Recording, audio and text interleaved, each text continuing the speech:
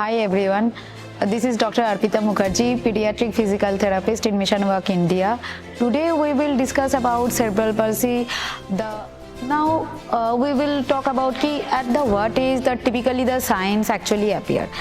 ये जैसे एक सेरेब्रल palsy के बच्चे के व्हेन वी डील एक बच्चे को हम देखते हैं ना, सबसे पहले जो हिस्ट्री होता है बच्चे का, कैसे जन्म हिस्ट्री कैसा था, उसके ऊपर बहुत सारी चीज़ें डिपेंड करता है। कभी कभार बच्चा बिफोर एज आ जाते हैं, मतलब 7-8 मंथ्स में भी बच्चा चाइल्ड बर्थ हो रहा है, मतलब बच्चा जन्म ले रहा है, तो 7-8 months is not a proper time. तभी हमें सोचना है कि अच्छा ये हिस्ट्री लिया है तो ये बच्चा का डेवलपमेंटल माइलस्टोन में थोड़ा पीछे, बिकॉज उस एज में बच्चा का दिमाग ब्रेन प्रॉपरली डेवलप नहीं रहता है। फर्स्ट ये।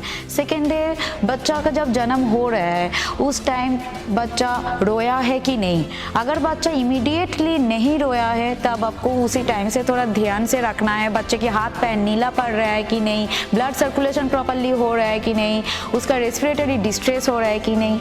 नंबर 3 है, अगर बच्चे के कभी भी एपिलेप्टिक अटैक मतलब कि मृगी ये आ रहा है तो भी आपको, या फीवर आ रहा है, कोई हाई राइज फीवर या मृगी ऐसा कुछ चीज़ें हो रहा है तो आपको इमीडिएटली पीडियाट्रिशियन के पास लेके जाना चाहिए। Early sign always depends on the history.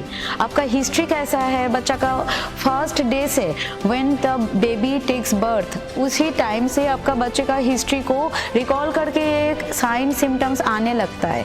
उसी टाइम मेरा बच्चा कैसा था, बच्चा मेरा आईसीयू में कितना दिन था, या बच्चे को कोई सपोर्ट देना पड़ा था कि नहीं, रेस्पिरेटरी सपोर्ट। और अगर ये सब हिस्ट्री में है, रेस्पिरेटरी सपोर्ट ये सब, तब आपको ख्याल रख के देखना है कि ये सब के बावजूद भी 3 मंथ्स में मेरा बच्चा नेक होल्ड कर रहा है, या 6 मंथ्स में मेरा बच्चा बैठ रहा है, 9 मंथ्स में क्रॉल करने का ट्राई कर रहा है।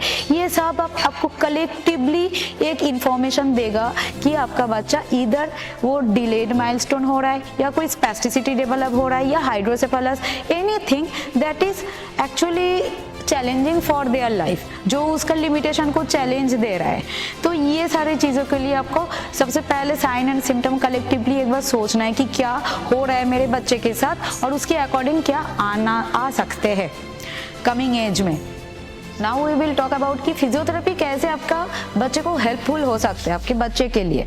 देखिए, अगर बच्चा आपका बहुत अर्ली एज में आ रहा है, लाइक 4-5 ईयर्स की एज में या 2-3 ईयर्स की एज में आपका बच्चा अगर आ रहा है, तब सबसे पहले प्राइमरी फोकस होता है बच्चे का टोन कैसा है, टोन को मैनेजमेंट करना। अगर बच्चा स्पेस्टिसिटी डेवलप कर रही है, मतलब कि बहुत ज़्यादा अगर टाइट हो रहा है तो टोन को नॉर्मल करना है। अच्छा, अगर बच्चा बहुत ज़्यादा फ्लॉपी हो रहा है, मतलब बहुत ज़्यादा ही नरम है बच्चा, अगर आप हाथ को ऐसे उठा रहा है तो ऐसे गिर रहा है, ये सारी चीज़ें अगर हो रहा है तो उसके अकॉर्डिंग टोन मैनेजमेंट होगा। स्ट्रेंथनिंग करेंगे, अगर ज़्यादा मसल टाइट है तो उसको हम लूज करेंगे। अब लूज मतलब क्या, बच्चे को प्रॉपर मसल का टोन की ज़रूरत है।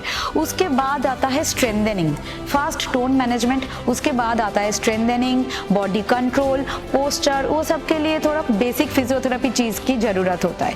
फिर जैसे दिन आगे जाते हैं उसके ऊपर डिपेंड करते हैं कि असेसमेंट देख के कि कितना उसका अचीव हुआ है माइलस्टोन, कितना वो कर पा रहा है अभी, उसके ऊपर डिपेंड करके हम advanced physiotherapy like dynamic movement intervention, that is very famous, that DMI, वो हम बच्चे को चैलेंज देते हैं वेरियस सिचुएशन में, ताकि बच्चे वो चैलेंज को ओवरकम करे और वो जा सकते हैं।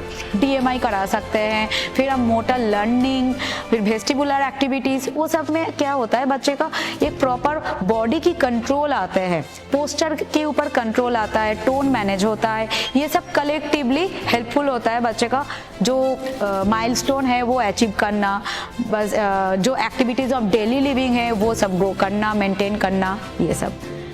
अभी पूरा चीज़ को डिस्कस करते हुए यही मुझे सबके पास एक मैसेज देना है, सारे पेरेंट्स के पास। I am also a mother, so I can feel कि कोई भी बच्चा अगर जो नॉर्मल टाइम में अचीव होना चाहिए और नहीं होता है, पेरेंट्स की कैसा फील होता है। तो दिस इज़ माई सजेशन कि अगर आपका बच्चे में ऐसी चीज़ें आप देख रहे हैं कि जिसमें उसका जो डेली एक्टिविटीज़ थोड़ा प्रॉब्लम लग रहा है या चैलेंज फील हो रहा है बच्चे का चलने में या बैठने में, तो आप डिले मत कीजिए। सबसे पहले आपका जो नियरेस्ट मिशन वर्क की सेंटर है उधर आइए, उधर हम थोड़ा असेसमेंट करके एक ट्रीटमेंट प्रोटोकॉल सेट करेंगे जो बिल्कुल कस्टमाइज्ड होगा आपके बच्चे के लिए और वो बिल्कुल हेल्पफुल होगा। All the best.